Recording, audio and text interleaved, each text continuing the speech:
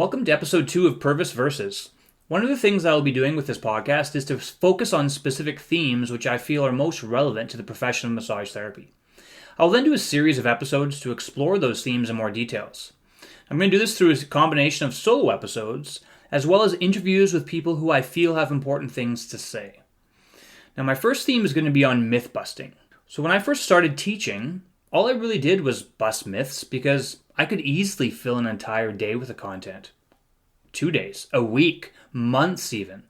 Now, the more I learned, the more I realized that so much of the MSK world and the massage therapy profession in particular, it was just a big hoax. At least that's how I felt. The fact that there was research that was 20, 30 years old or even longer, which contradicted everything I had learned in school, and there was actually zero evidence to support massive portions of our educational curriculum, this was so mind-blowing to me. I felt compelled to speak honestly to anyone and everyone who would listen. Now, as a result of this, in my early days of teaching and advocating for change in the profession, I was actually threatened with legal action. I had people make formal complaints to my professional association by saying, if you don't stop saying these things, I'm going to report you to the CMTBC for professional misconduct. Now, thankfully, none of this ever went anywhere because these RMTs were threatened by science, and they didn't like how it felt to have their worldview challenged, which I can relate. I felt that way too. I did not like how I was feeling when the things that I was learning completely contradicted what I thought I knew. I can sit back and I can look at these things and reflect on them a bit more and realize that, I'm not angry. I'm actually sad that people feel this way or people had felt that way. And I'm sure people are still feeling this way now. Our profession has such great potential and an even greater unrealized potential to help so many people who are suffering. People that refuse to acknowledge that things could be better and that there might be problems in the way that we are educated, in the way the continuing education system is run, is not necessarily in the best interest of the profession, and more importantly, it's not in the best interest of the public. This failure to acknowledge that change is necessary is really negligence of the professional regulatory bodies and the associations and the stakeholders. Because if this profession of massage therapy, which I'm so passionate about, fails to adopt evidence-based principles into their curriculum and fails to change how they do their continuing education requirements, and there's no audit process really of what is valuable or defensible continuing education, then our profession is going to remain stagnant. Or in worst case scenario, in the regulated provinces, we could face deregulation. Or a big fear for all of us who this is how we earn our living is we might be removed as a benefit from extended health insurance plans. These are very real concerns and very real problems which could happen if we don't adapt, if we don't evolve, if we stay stuck in 1980s and 1990s beliefs and faith rather than trying to incorporate what it is that we do so well and incorporate the new science into that so we can be even better at what we do. Now, for many years, I felt like I was on a lonely island of skepticism. I was talking about these things with a work colleague and I was, reading stuff and I was talking with a few friends about these things, but no one really cared or really had much to share about it. At least that's how I felt. But then around 2015, I eventually met some like-minded colleagues in BC and Ontario, as well as a few colleagues in the US who I met at the San Diego Pain Summit, who were thinking and feeling very similar to me. And it was through our conversations and encouragement from them that inspired me to know that the journey I was on was what I always like to say is less wrong and was necessary to help elevate the standards of our profession so we could realize our potential. Now, it's encouraging to know that now in 2023, there's a new generation of therapists who are calling out the BS. Every day on Instagram, Facebook, or Twitter, I see new RMTs who are making videos and posts to educate any current or potential clients, but also to bring awareness to other RMTs that might be following them, that many of the beliefs and principles of massage therapy are based on faith and not on defensible science.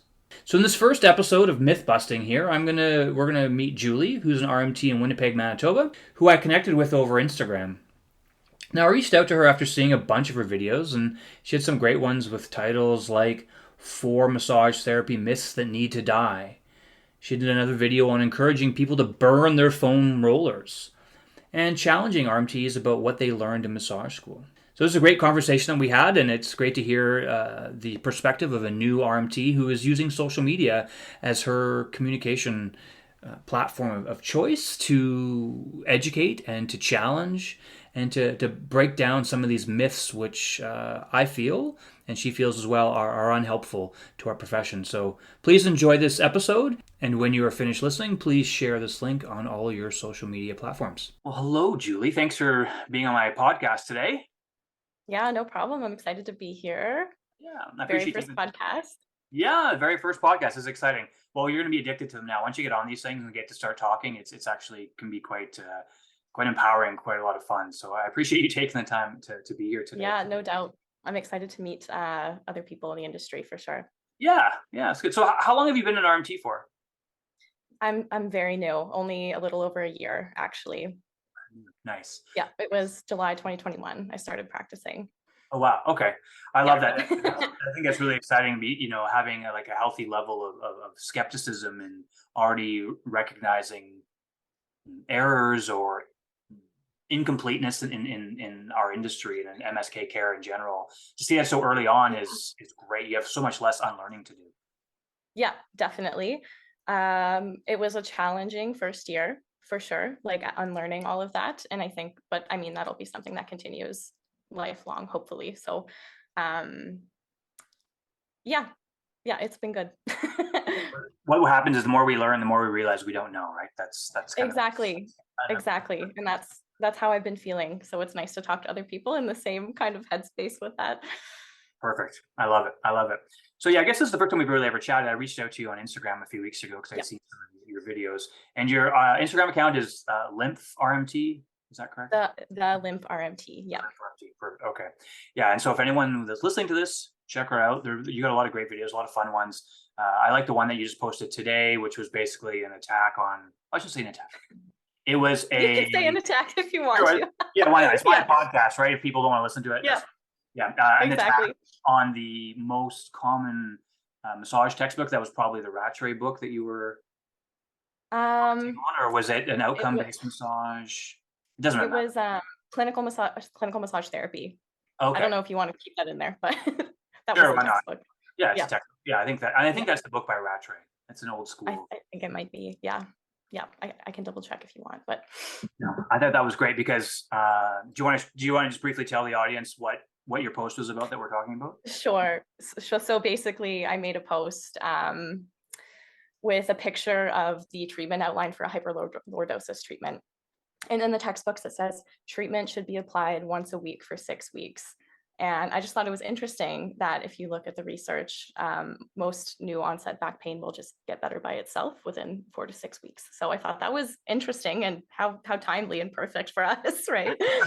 Yeah, it's always Yeah, funny. You do something and people get better, or you do nothing and they get better. exactly. Yeah, Yeah, yeah. I always yeah, say that. I always think that the hope is, though, is that at least if they come to see us, we know they're going to get better within this probably predictable timeline. But hopefully, their journey to getting exactly. better will be Better, less shitty. Yeah.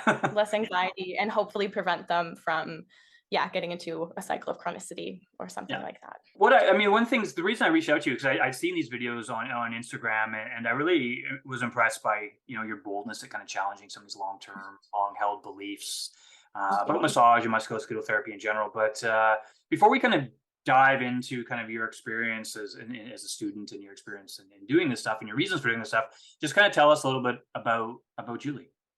Sure. Awesome.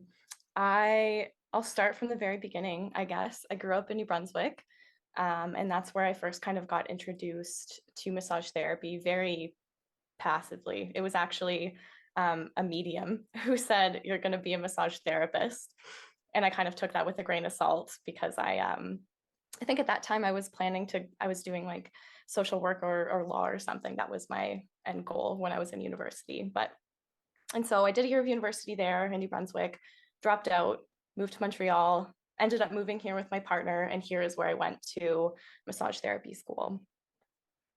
And here is Winnipeg. Here's Winnipeg. Yes, Here's that's Winnipeg. correct. And so, and you were telling me before that you just started practicing in July of 2022, 21. 2021. Yeah. Yep. Okay, So very new. Yeah, part of the when I moved here, I had looked at massage therapy schools before actually moving, and I found the one that I went to, and I honestly I only looked at the one. There was 3 in our city, and I really liked the vibe of the place, and that was the one that I went with. One thing I'd be curious to know is like what's the RMT culture like in Manitoba? Like, is it pretty mainstream, or is it kind of fringe, or what's it like there? That's a great question. I think there's a lot of variety here. I think there's a spectrum of people who graduated 30 years ago and are kind of just like doing their own thing, like with like Swedish or whatever, which is great. And then there's, I think from new grads, it's like assessment. That's the whole kind of vibe. And it's like, if you don't do a full 30-minute assessment, like you're a bad massage therapist. So there's a lot of that. There is a lot of more energy healing side of things. It's a wide spectrum. And I hear from people coming to see me that it's hard for them to find the massage therapist that they really resonate with, just because everybody is so different. Which is good, right? I mean, I think that's one thing that's nice of the profession. You do want some differences, but yeah, this is what I always feel in all my years, kind of trying to advocate for change, is that yes, of course, you want different flavors, different types of people, but really the base of knowledge that we come from should be pretty standardized, and it's not, right? Because you got like energy healing to like hot like overemphasis on musculoskeletal assessment and everything in between. You're like, well, those are two extremes. Can we just like, exactly. Is there somewhere we can meet in the middle and just help people out, like help their lives be a little bit easier for a little bit? Yeah, exactly. That's what. Before we kind of get into talking and kind of about your myth busting and your kind of Instagram and your kind of motivations and goals for all the content that you put out, I'd just like to hear a little more about your recent experience as an RMT student. Okay, sure. What do you want to know? Yeah. So I guess the first thing was just tell me, like, what did you think about your schooling? Kind of open-ended question. Sure. I have wrestled a lot with how I felt about my schooling. I'm not going to name them because I don't want anything negative that I say to affect them poorly, because I do think they're doing their best with what they're supposed to be doing, So a lot of it was focused on correcting postural dysfunctions. That was the bulk of the course. So depending on how you feel about that, that's not so much what I do anymore. So I felt like I've strayed away from a lot of what I learned there. In terms of pain science, there were bits and pieces thrown in. There was never any like class where just like the significance of pain science and the biopsychosocial model was emphasized. I felt like it kind of showed up in all of our classes, but in little bits, and was never really put together as something that we could use with people. So for example, like in physiology, they taught us the gate theory of pain, which is great.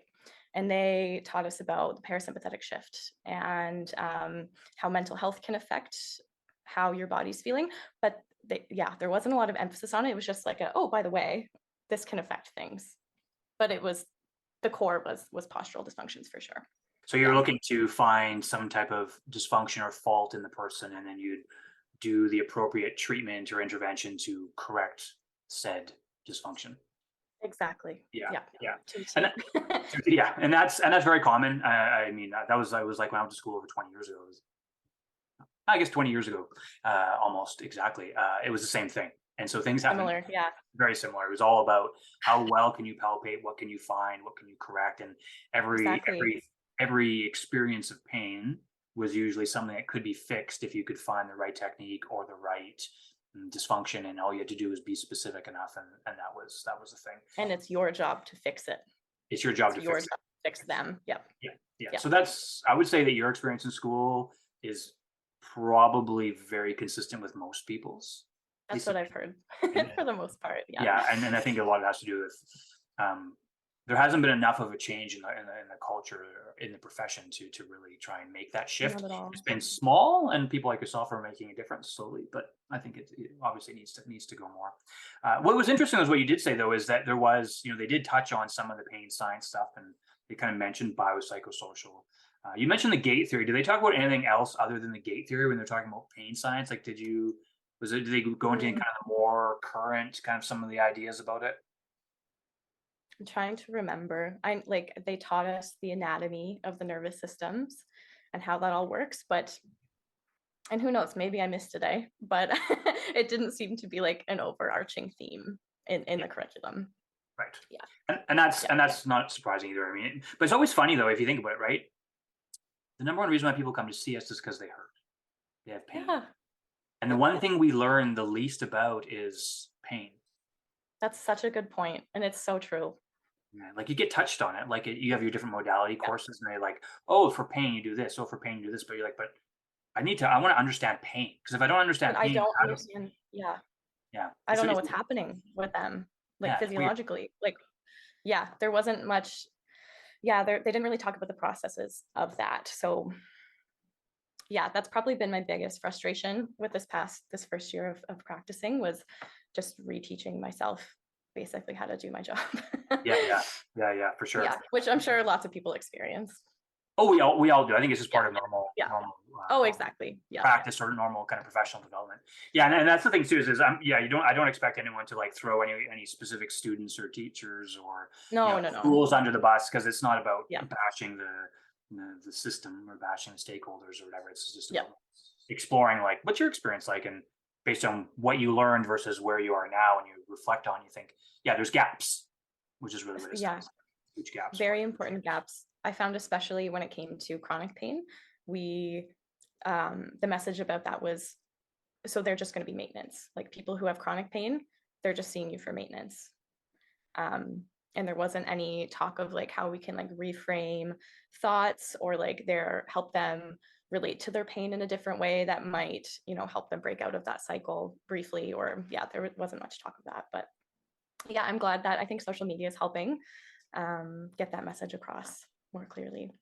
Oh, for sure. I would say social media. I mean, if someone wanted to Huge. do a PhD in pain science, you could probably just do it on Twitter, Instagram, and Facebook, and you'd have all the papers. Yeah. And it's crazy how much information is out there.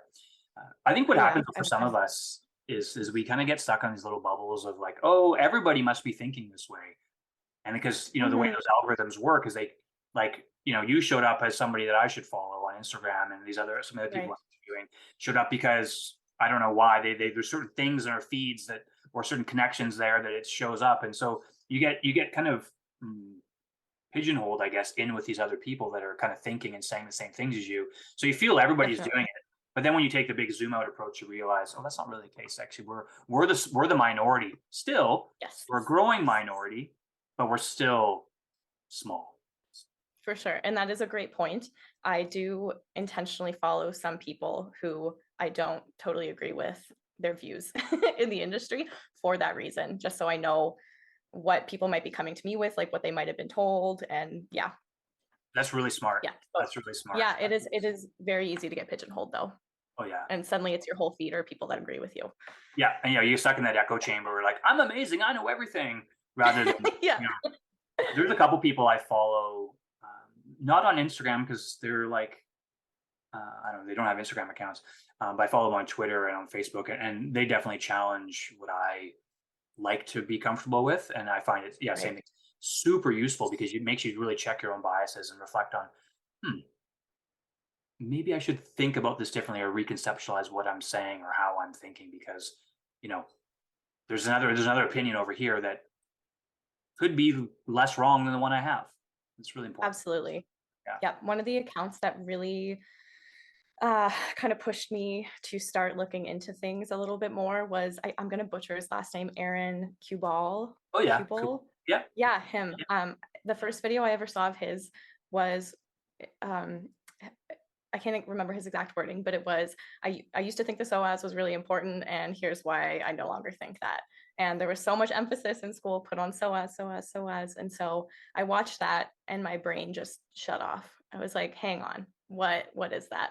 And then I listened to it and I was like, no, that makes a lot of sense. Yes. Yeah. And there's been other people, physios, I follow a lot of physios who speak about pain science and that sort of thing. And I found that very, very helpful. Nice. Yeah, that's great. Yeah, Aaron's great. Actually, I'm hoping to have him on. Not good. I'm Oh, hoping to that'd be have him great. as a guest. Yeah, because I wanted, obviously I'm focusing on massage therapy because that's what For I do. sure. I want to have some other people that are not just people like Yeah. us who are really challenging a lot of those really Yeah. deeply held chiropractic Yep. narratives. I think that's great because he is making pushes even in in our industry, even though he's a chiropractor. So yeah, For sure. that's exciting. Well, stay tuned, everybody. Hopefully they'll be on here. I know he's a busy guy. Oh, definitely. So when we talked, and you said you learned a little bit about pain science, learned about biopsychosocial. Did the term or the topic of evidence based practice ever show up in your schooling? Um,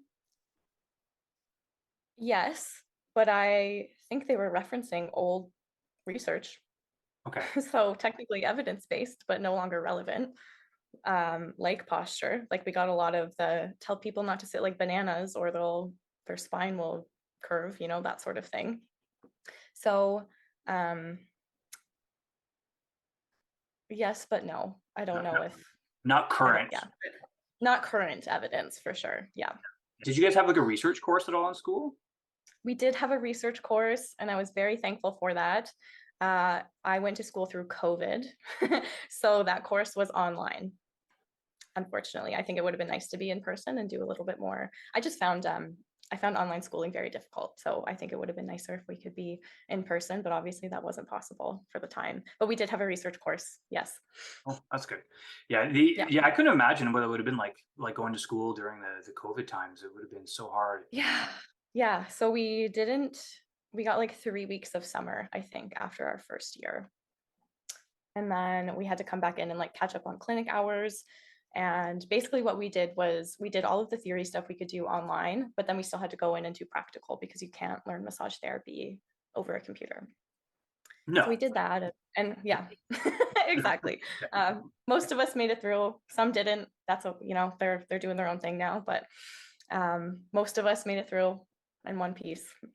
And I'm assuming you have like do you have like a practice at a clinic right now, or do you work at your house, or?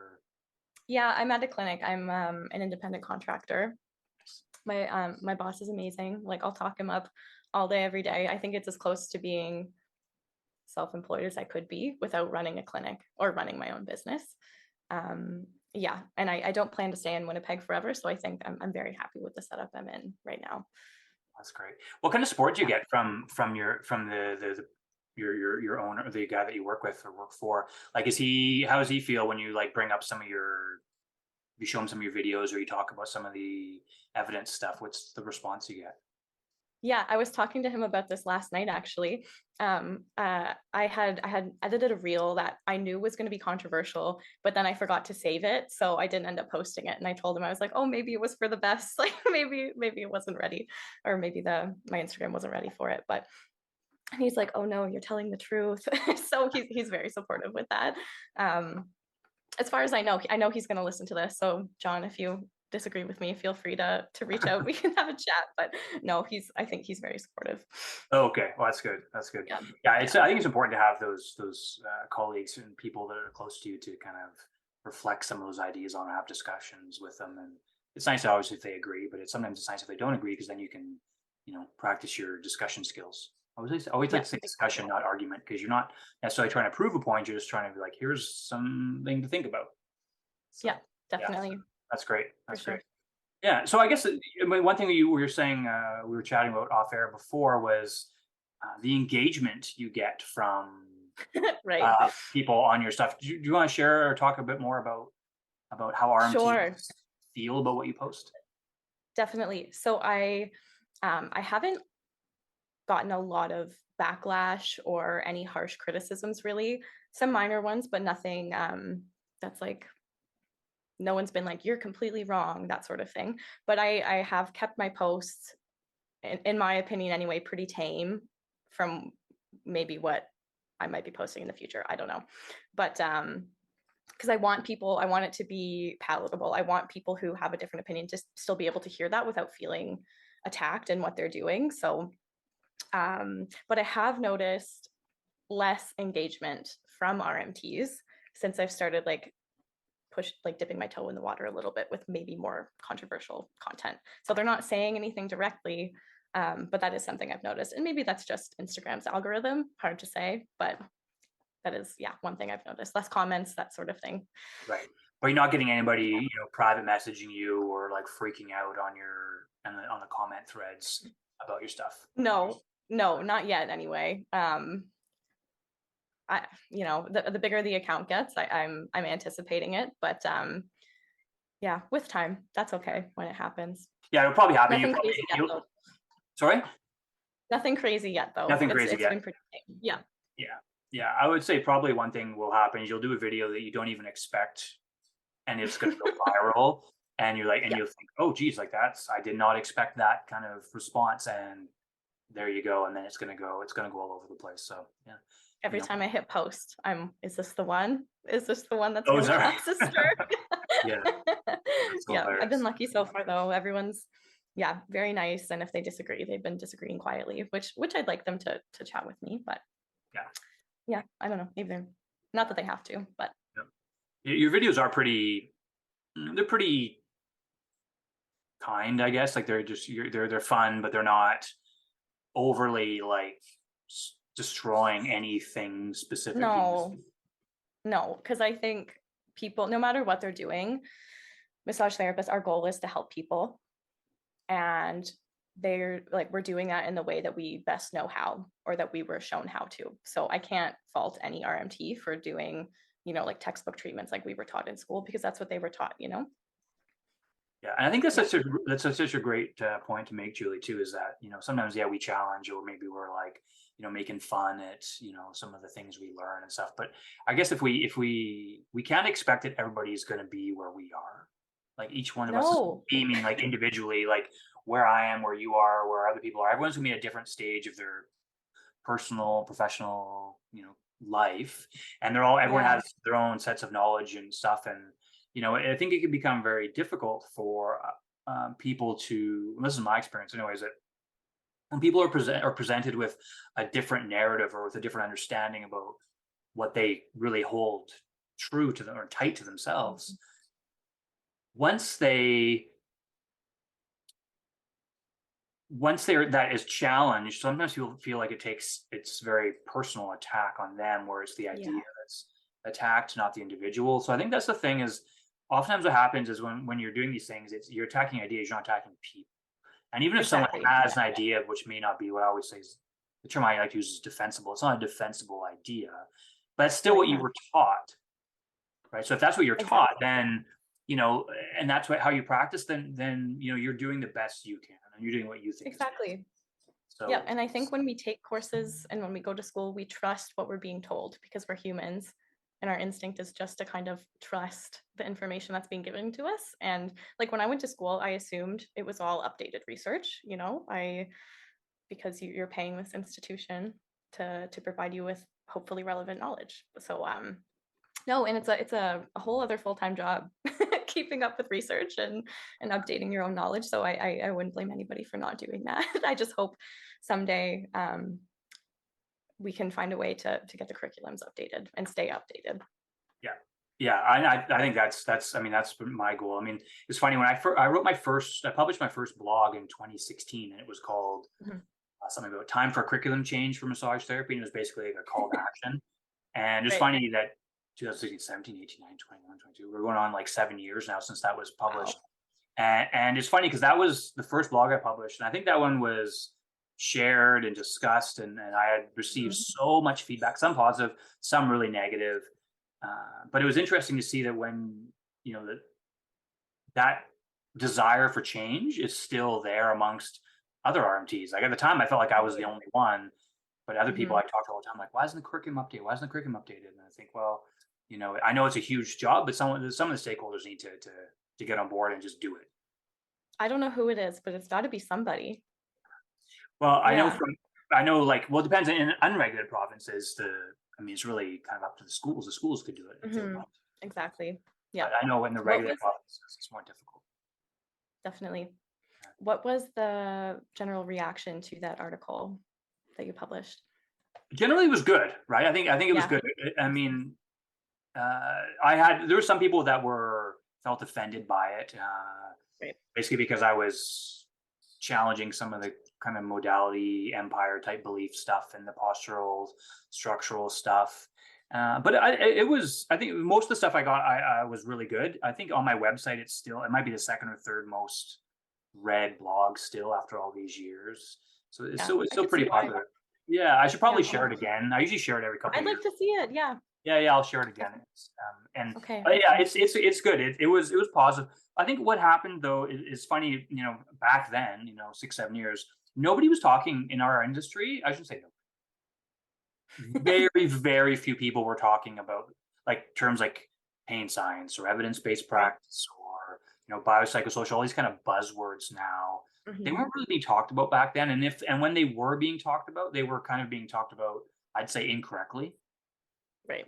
Pain science was often viewed as a modality, as something you did. You pain science somebody. If you did pain science, if you were talking about pain science, it was all about explaining pain, just like Oh, okay. so just like pain vomit, which I Right. think it's oftentimes how it came across, but that wasn't the intention. No. Biopsychosocial was supposed to be more of this like holistic, looking at the whole person, but it was often, back then, at least the way I experienced it, it was often talked about in bio, psycho, social, like these three distinct domains rather than a Right. domain where it's like a big soup pot, we're all mixed together. Evidence-based practice was often talked about back then about uh, like research. It just had to be Hmm. research. But evidence-based practice actually also involves your clinical experience and most relevant research and the person's own unique context. And so Exactly. the terms were just starting to be used, but they were really misinterpreted, misunderstood. And I know for myself too, during my learning journey, like I if I look back, I was like, yeah, I didn't really understand them fully. And even now I still, the more I learn, the more I realize I don't know. So Hmm. the Yeah, reaction was I would good, agree with you. but Definitely. yeah. Yeah, I don't think I understand them fully, if we're being completely honest. Like I haven't taken any specific courses on them. I'm just kind of doing my own digging and doing the best I can with that. Um, I think it was interesting that part you said about how they kind of you motioned. You can't see that, all of you listening to the podcast, but he kind of motioned when he said bio, like there was like a box that's bio, and then psycho as another box and social. And it's almost like for clinicians, it's really hard to see people as individuals and like a gray zone of all of those things rather than just putting them into more boxes. It just almost reminded me of like we're looking for other like postural dysfunctions to fix. It's like, oh, their bio's off, we gotta fix that. It seems like it sounded like that's what you were saying, like we were almost going in that direction. Yeah, yeah, yeah, and I think what happened too initially is, yeah. So you're looking for the bio thing, and then if the bio didn't work, then it was like, oh well, maybe just they're thinking about it wrong. Right. Maybe they've got bad ideas in their head about pain. And Mm-hmm. I'm air quoting that is like bad ideas, being like a lot of negative thoughts, beliefs, feelings, fears, catastrophization about their pain was seen Yeah. as these like psychosocial things, and they're like, okay, then the intervention was we just got to change their thoughts. And so that's where the pain splaining stuff kind of came on.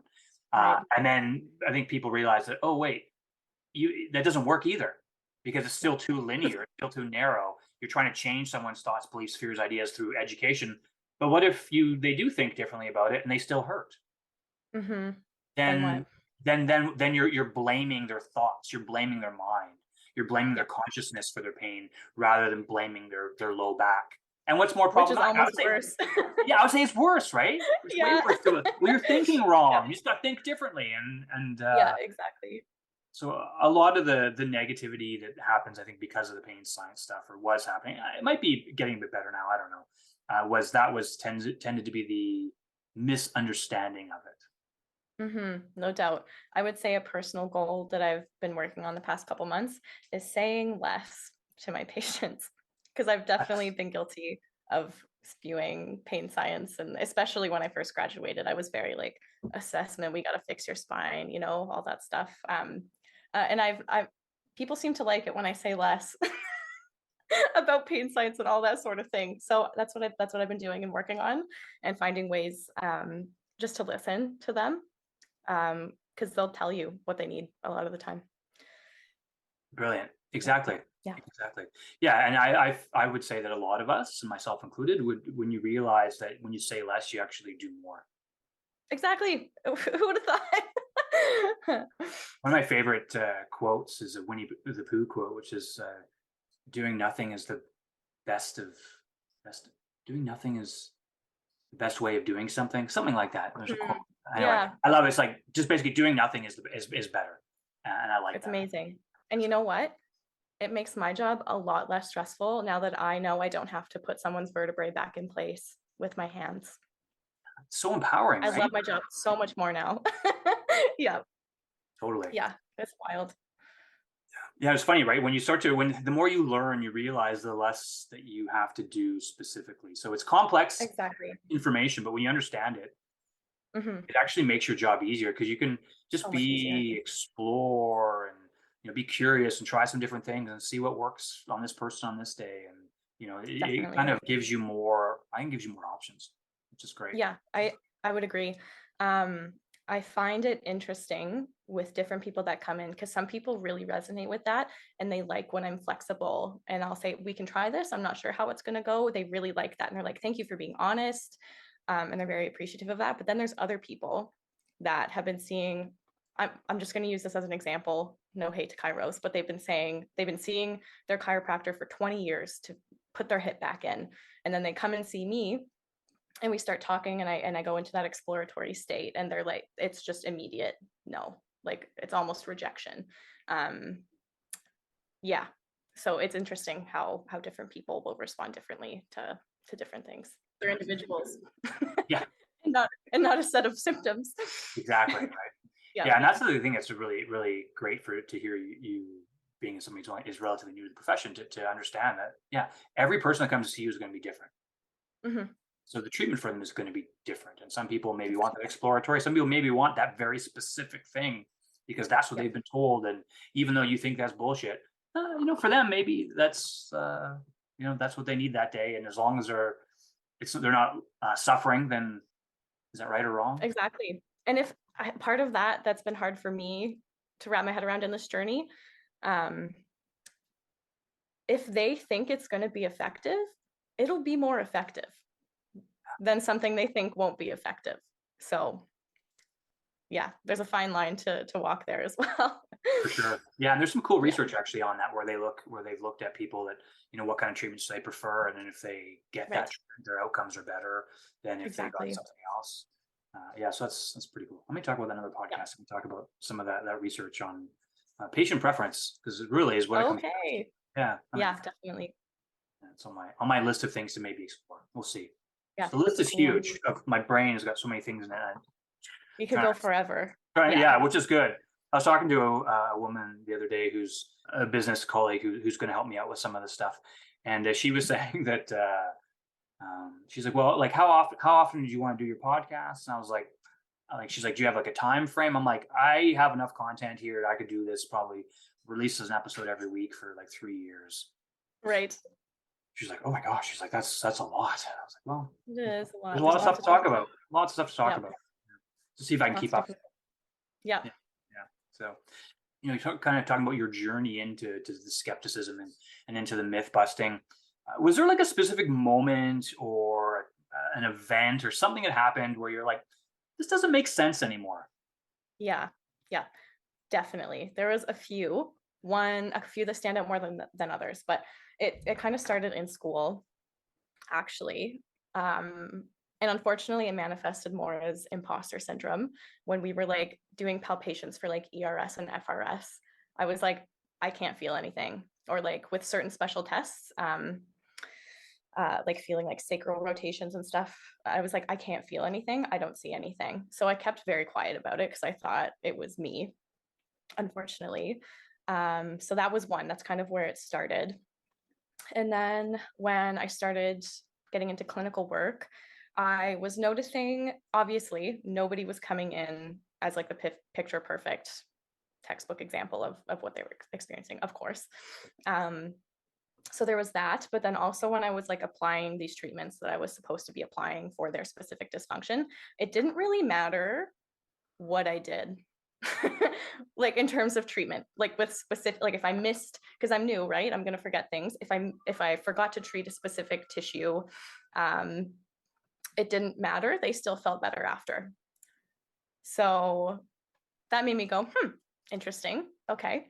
And then I took lymphatic drainage level 1. And they talked very briefly. It wasn't even like a main point of the course, but they talked about how the lymphatic system deals with inflammation. Like it will process inflammation in your body. And then it was just like inflammation causes pain. Massage therapy sometimes can cause inflammation depending on the techniques.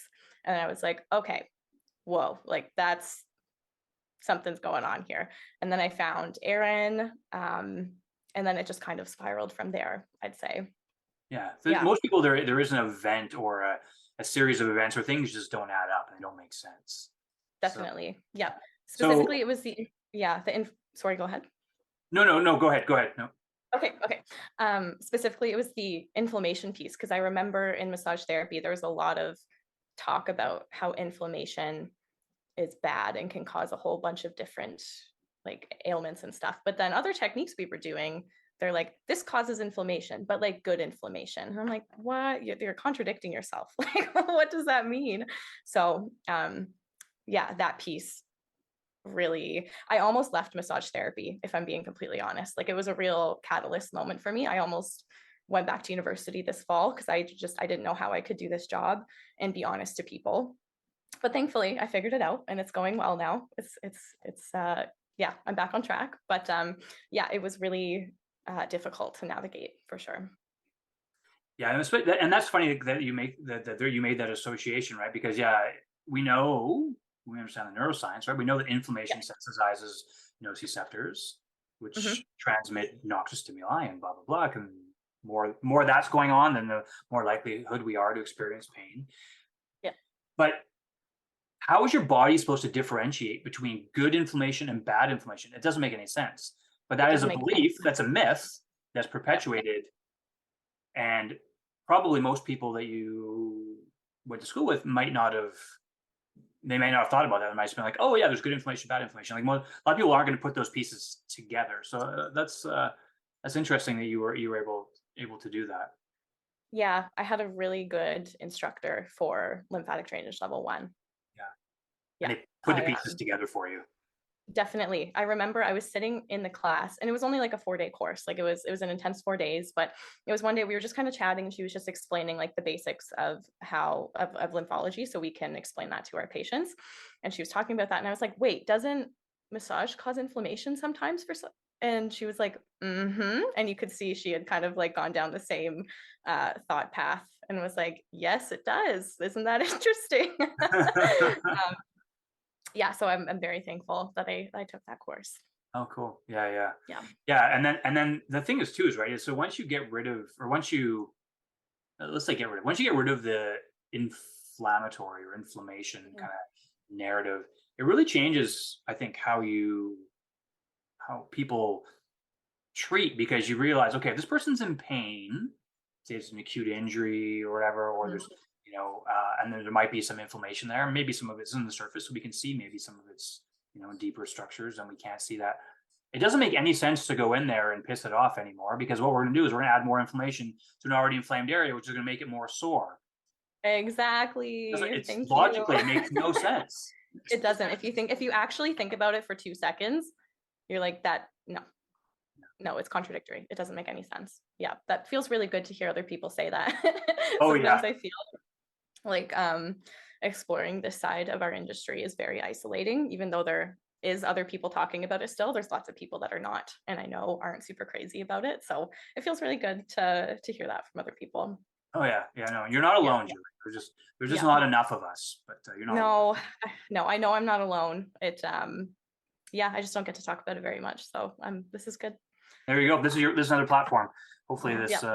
hopefully this podcast will be shared widely. And that's actually one reason why I wanted to do the podcast, is because it's social media. Not everybody's on social media. Not everybody reads Right. blogs. But it seems like, if you have enough content and it's similar on enough platforms, you'll hear more people will hear your voice or hear your message. Yeah. So hopefully this one Yeah. will be people will listen to this and be like, oh, I need to learn more about that. That doesn't make sense to me either. That would be really cool. Yeah. Yeah. And it's okay if it doesn't make sense. I feel like that's not encouraged enough. Like the general sentiment I got from people was, this is how you do things. And if you question it, then you're not doing your job. Like, this is how you do your job, like this very specific, rigid set of rules. So yeah, I hope we can encourage people and let them know it's okay if they're having questions. And I have lots of new grads in my DMs being like, what's going on? I'm like, it's okay. Do what you can, like that's my message. Like, don't freak out. It's okay. You'll figure out your groove in time. But yeah, that's great. Well, it's great that people feel comfortable enough to reach out to you as well. It means that you're not threatening. Maybe you're like, oh, look, she's saying some stuff which I don't understand, but let me reach out to her and see if I can find out more. I try not to be threatening. Yeah. I know. Yeah, people are really they hold their jobs close to them and they see it as part of their identity. So if you're coming for their beliefs, like you said before, like it almost feels like you're coming for their identity and something that they identify with really strongly. So it can feel personal, even though it's not. Yeah, and I think that's a really important point that you made there. Is that it's not personal. It's not an attack on an individual. It's this the thing that's really important is for people to understand that no one is ever disputing your outcomes. If you're doing a thing with somebody and people are getting better, then no one's ever saying it's useless. No one's ever saying that's garbage. No one's ever saying you're a bad therapist. But maybe the rationale or reason for why you got those outcomes is the thing that's under dispute or is maybe defensible. And also, when you realize that some of those things that you think or say in a certain subset of the population, that could potentially make them feel worse or lead them along a path of more disability than they need. And that's the most important thing, is to realize that, hey, we all make mistakes. No one's intending to, but if you're kind of working from the incorrect narrative, you might be making people feel worse. Which isn't what they want. No. Yeah, I don't think there's any massage therapist that wants to make people feel worse. So yeah, my hope is that people can just stay open, and I hope that we can just help people upgrade language. Yeah, and like you said, the narrative that we're telling people. Yeah, that's super important. That's my bias, anyways. That's kind of the most important thing is changing our stories, because once we change our story, it changes like how we think. It's going to impact what we say, which is going to impact what we do, and that's going to impact how people feel. I would stand behind that statement forever, unless someone could tell me I'm wrong. But I've never had anybody tell me that. So, no. So I did have somebody say to me, it was a conversation I was having with some colleagues, and I told them that same story I told you. I was like, it didn't seem to matter what I did. People still felt better after. And they were like, but for how long? Like that's the question I always get, is like, but for how long do they feel better? It's like, well, how long do your people feel better for? It's varied, So that was, I guess, that reminded me of the little bit of backlash I've gotten. Yeah, their assumption is my clients aren't going to feel as good for as long as their clients, because I'm not doing a 30-minute assessment anymore necessarily. Right.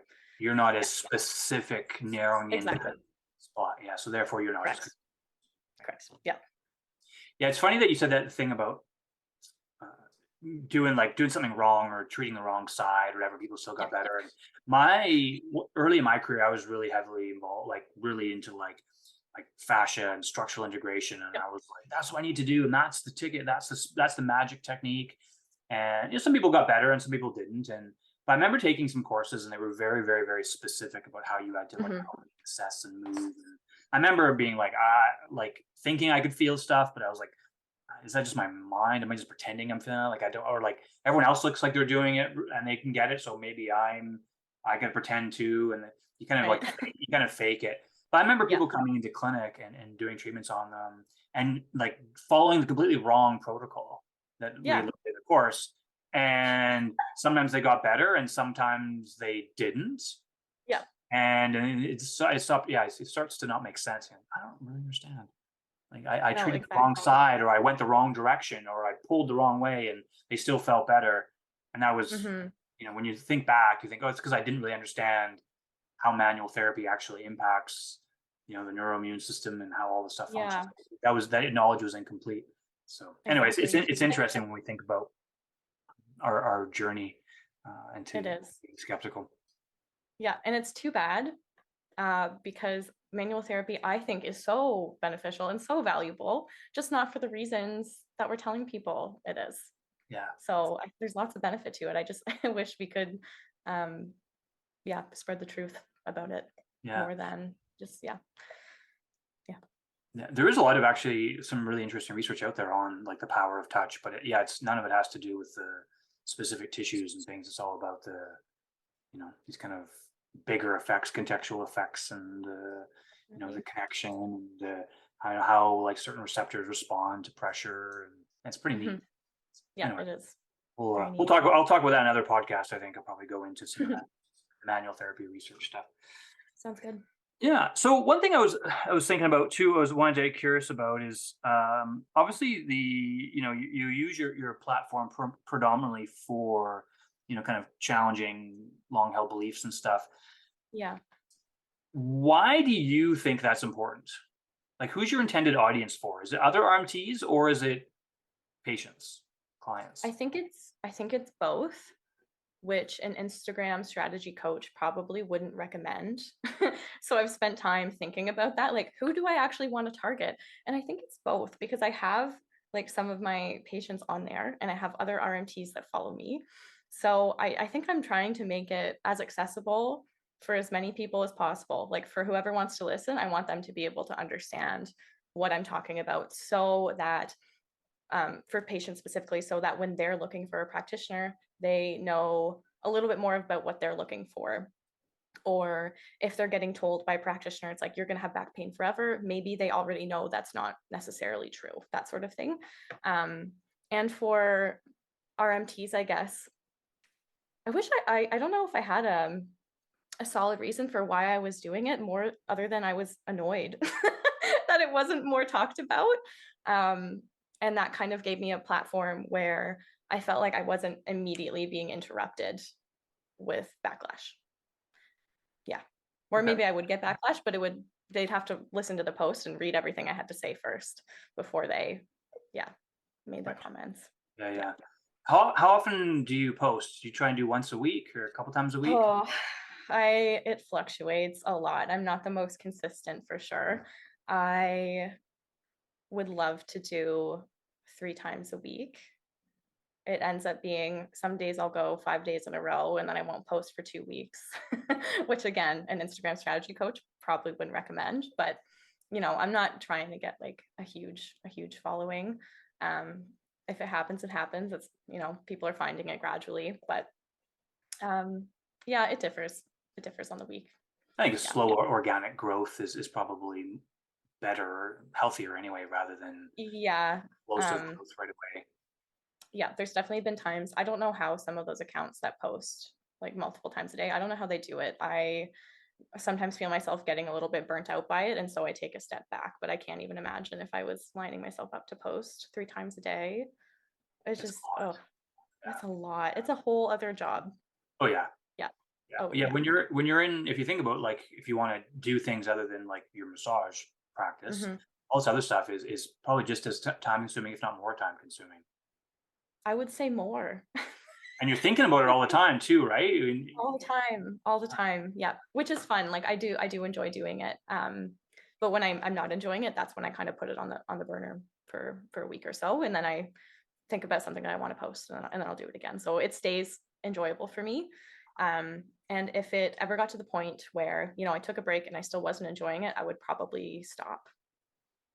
Yeah, because Yeah, I like what the point you said. You said you did it because you were annoyed, and that's so common for a lot of us. And I remember for me when I yeah, first wrote my first blog, and it was because I was annoyed. And when I first started I was teaching just so annoyed.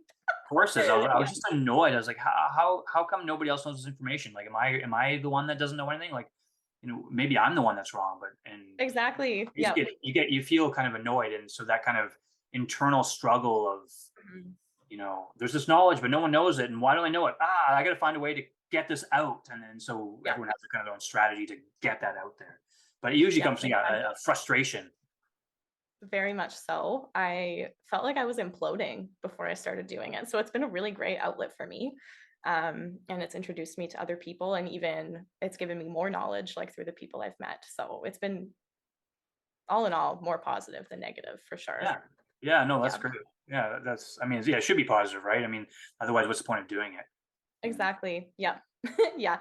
I felt it yeah, other RMTs would always say like to new grads, like you can reach out like if you have questions and stuff. But anytime I did, it felt like I was just being brought back to the curriculum. Oh, So yeah, yeah. Or they would say things like, I get the sense that a lot of RMTs feel this way, but they don't know what to do with it. So then they like fall on what they know. So I had people say things to me like, yeah, well, not everyone's going to present that way, and just do what you can. So they would say things like that to me, which is good, but didn't really help with that sense of like, we're missing a piece, and that's just because I don't think they had that piece either, and they could tell something was off as well. But yeah, I think a lot of RMTs feel that way. you're probably right. I would agree with that. The Yeah. knowledge translation piece is the hardest thing, is that there's all this information and new things maybe don't add up. But how do I translate that information into something that I do in my practice when I have a live human right here in front of me that needs my help? What do I do with that Yep. information? I'm not really sure. So I'm just going to go back to what I know.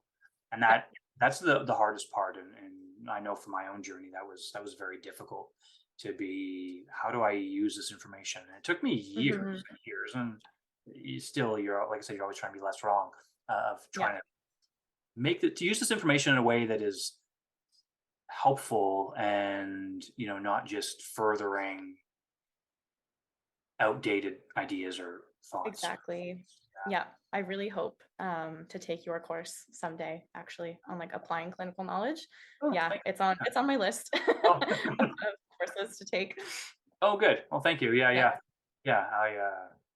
I have lots of courses available, so if you reach out if you have any questions with them. Happy to do that. yeah, definitely. Yeah, yeah. So I guess we've been going here for a while, which is good. We don't want to go too long because I don't know. Sometimes when people are listening to podcasts, I don't think they go too long. People just I could finish. go forever. They I go could talk forever, about this right? all So day. So yeah, yeah, cut me off at some point. yeah, which is great. This has been a really easy conversation, so I appreciate you being here. But I guess the one thing, just kind of a couple questions before we finish off, and you don't have to rush through this, but of the myths that you bust, the myths that you talk about on your Instagram page, what do you feel are the ones that are most important for RMTs to to understand? Yeah, that's a good one. Probably the one that I come back to every day in my clinical practice is trying to show people that they're not broken, and being very careful with my language so I don't communicate to them that something is perpetually wrong with them. I'd say that is huge and almost counterintuitive to the schooling a lot of us receive, because we are trained to look for something that's wrong with the person, tell them what's wrong with them, and say, I'm going to fix you. So figuring out how to navigate that and making people, or not making people feel like they're broken, I guess I'd say, is one of the most important. Like you can make an argument for any of them, but that one comes up a lot for me. Yeah, I think that's very powerful. Be letting people know that they're okay Yeah, and that pain is normal. yeah, exactly. We all hurt. We all know what pain is because we've all experienced it. Everybody, Yeah, all of us. Yeah. yeah. There's a lot of great quotes and stuff and things I've read over the years and papers on it, and a lot of the stuff that really comes back to in musculoskeletal medicine. One of the biggest problems is that we've medicalized normalcy. Yes. Yes. I saw an article on that recently, actually. I Yeah. was like, I had never had a term for it before. Mhm. Um, there was another one, pathology. Yeah, they use the word pathologizing as well, pathologizing normalcy. Yeah. Um, yeah, yeah. Humans are varied. We, um, present in varied ways, and everyone has their own life and experiences, and how they relate to their pain is going to be different, but everybody has pain, like you said. That's the one commonality we can find. And I don't think people know that enough, because people don't talk about their pain, because it's almost seen as like it's shameful, like something's wrong with them. I don't want people to know I'm struggling. So I think our world is getting more vulnerable as well. So I think that'll shift things as well down the road, like 50 years down the road or so, estimation. But yeah. No, I love that, Julie. And I think we'll leave it at there. I think that's a great way to finish it, is basically let people know they're not broken. You're not Put broken. out the content out there. I'll keep liking it. I'm gonna go through your page and see if I can share some of the stuff. Yeah, that'd be great. Some of the links there, and hopefully people will follow you, and will start to maybe reach out to you or ask you questions, and maybe you'll I'm sure you will already have changed people's lives, I hope so. clients, as well as other RMTs that follow you. So it's great. Awesome. Thank you so much. This is awesome. Yeah. Well, thanks. And we will talk to you soon. Okay, perfect. Thank you for listening. Please subscribe so you can be notified of future episodes. Purvis Versus is available on all the major podcast directories. If you enjoyed this episode, please share on your socials. If you'd like to connect with me, I can be reached through my website, which is ericpurvis.com. That's ERICPURVES.com. Or send me a DM through either Facebook and Instagram. I can be reached there at Eric Purvis RMT.